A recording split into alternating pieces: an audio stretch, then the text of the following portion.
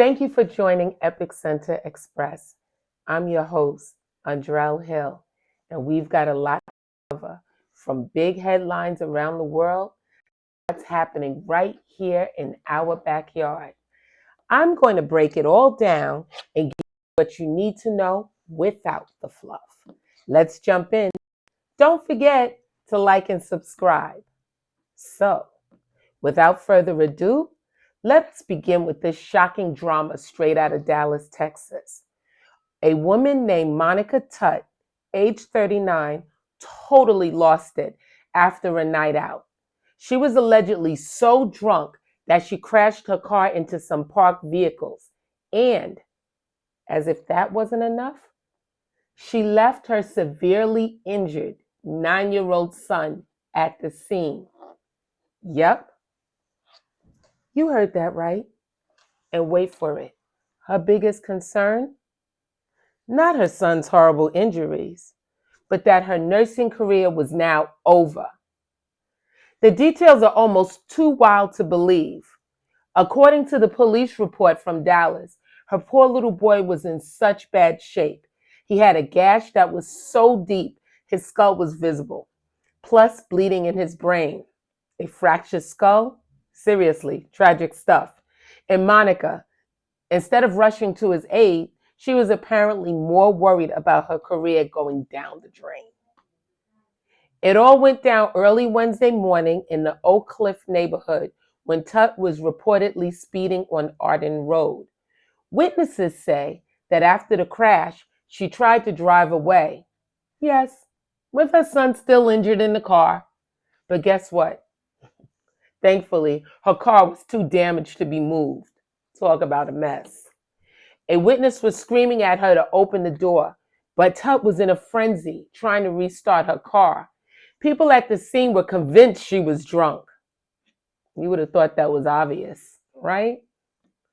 Well, one bystander by the name of Van Hines told reporters that Tutt was in total hysterics, trying to rev up the car and make a getaway. Just when things couldn't get any crazier, her sister showed up. And get this. Tutt tried to get behind the wheel again, but her sister wasn't having it. She stopped Monica and tried to help the boy out of the car. But when they attempted to load him into her sister's car, they failed. That poor kid was unresponsive. Paramedics eventually arrived, but the sister, instead of waiting for help, decided to drive off without her nephew. Monica was later found thanks to the license plate, and police did track her down at her sister's home. Back at the crash site, Monica couldn't stop whining about her ruined nursing career. She reportedly kept saying things like, "I did the same thing I always do, and I want my son." Girl, really? Oh, and by the way, this wasn't Monica's first run-in with the law. She was busted back in June for speeding with multiple prior DWI convictions. As for this latest escapade, she was arrested and booked into the Dallas County Jail with charges including intoxication, assault with serious bodily injury. No bond for her this time. It's a jaw dropper of a story. And let's just hope her son makes a full recovery after this shocking ordeal. Bath and Body Works is under fire after releasing a holiday candle that many are saying resembles the hoods worn by the Ku Klux Klan. The controversy erupted when a photo of the candle called Snowed In was posted on social media platform X, formerly known as Twitter. Users quickly pointed out that the snowflake design bore an unsettling resemblance to the pointed white hoods associated with the KKK, sparking a wave of backlash online. Amid growing outrage, the company has issued an apology and pulled the product from their shelves. A spokesperson for Bath and Body Works told TMZ, "We are committed to listening to our teams and customers and committed to fixing any mistakes we make, even those that are unintentional like this one."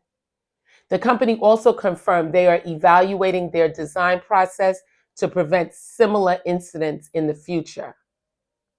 Now, this isn't the first time Bath & Body Works has faced criticism.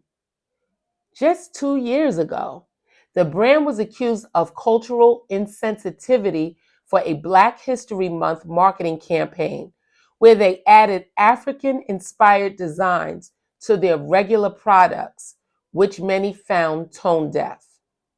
As the conversation continues online, the retailer faces mounting pressure to address these recurring issues.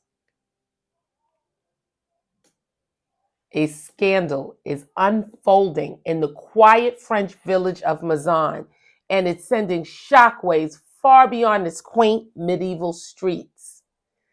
Dominique Pellicot, now 71, is at the center of a jaw-dropping trial that reads like the plot of a dark drama. He's accused of masterminding a shocking scheme to drug and have various men assault his own wife, Giselle. This has been going on over several years.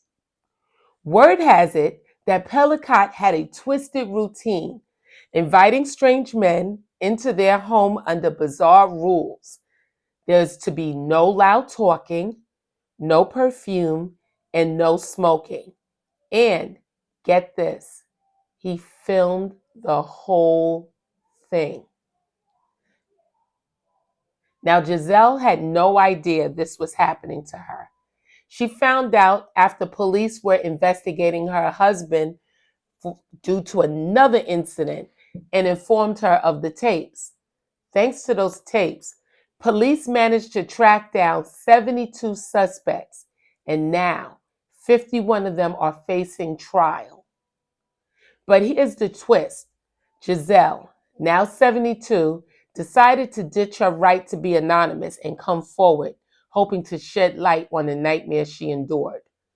The whole situation is playing out in this sleepy little town of just 6,000 people. And some of the men accused are locals. Can you imagine the gossip flying around Mazan? Umni Khan is a law professor who knows her stuff on gender and sexuality. She says this case is a major wake-up call about how women are treated and how technology is used to help violate them. Even scarier, some of these men apparently thought that since Giselle's husband gave the green light, her consent wasn't needed. Dominique Pellicot has already spilled the beans, admitting to the sickening crimes. But what happens to the other 51 men remains to be seen. Some of them are claiming they thought everything was above board, believing Giselle was in on it, or that her husband's permission was enough. Their lawyers are pulling out all the stops. They're arguing that if there's no intent, then there's no crime. The men on trial ranges from ages 26 to 74, most with clean records. But if they're found guilty, they could be facing up to 20 years behind bars. The trial kicked off in September and is expected to drag on until December. Things are getting messy. Defense attorneys are fuming over leaks about their clients' identities, claiming their families have been targeted with threats and harassments. Brace yourself. With all the trouble that's going on in this little town, this story is far from over. This Alabama scandal is something out of a nightmare. Two former jailers, Heather Craig and Bailey Gainey, have finally admitted to their shocking roles in the tragic death of Anthony Mitchell, an inmate who was left to freeze in a grimy cell for 2 whole weeks without basic necessities. Can you believe it? Mitchell, 33, was taken to Walker County Jail after a dramatic encounter where he fired shots at deputies responding to a mental health check. But instead of help, he ended up in the notorious BK5 cell, a freezing, filthy hellhole with no running water, no bed, or even a toilet. And guess what? This transpired in January.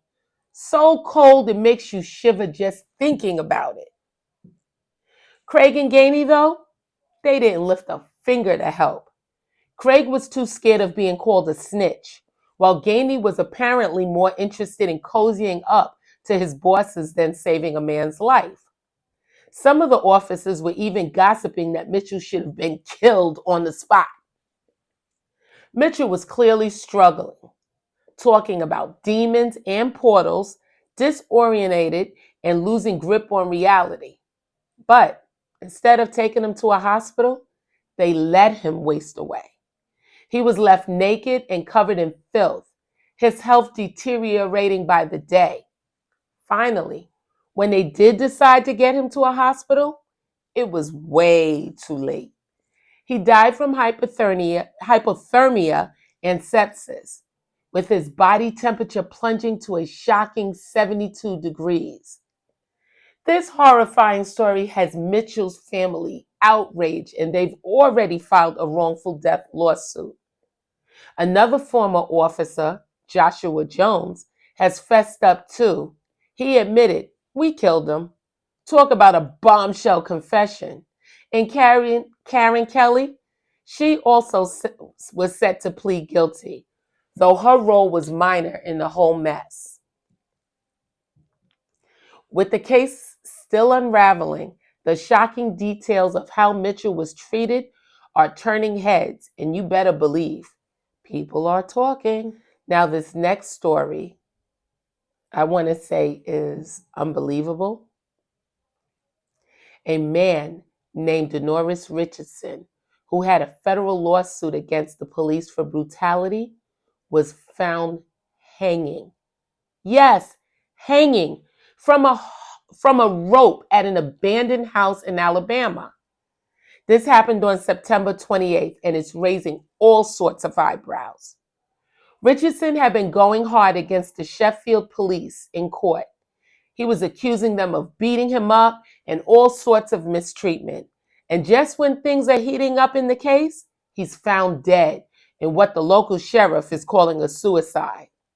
His lawyer, a civil rights attorney, is not buying it and is calling for a federal investigation because something's not adding up. But get this, his wife isn't staying quiet either. She says that her husband was harassed, arrested, and assaulted repeatedly by the police to get him to drop the lawsuit. But Richardson was having none of that. He was determined to see it through. The sheriff saying Richardson was depressed and giving away his stuff to his family like he knew what was coming. But his wife and mother have both stated that he was in good spirits and had no reason to take his life. And the location where he was found? No connection to it at all, according to his family. It's given seriously suspicious vibes.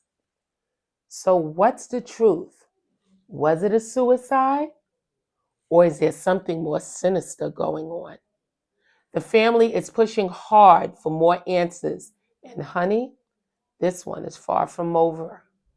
Stay tuned because you know there's more to come. Thank you for watching. Stay informed, stay connected, and stay in the know with Epic Center Express. And if you are enjoying these videos, please make sure you like and subscribe. Ta-ta for now.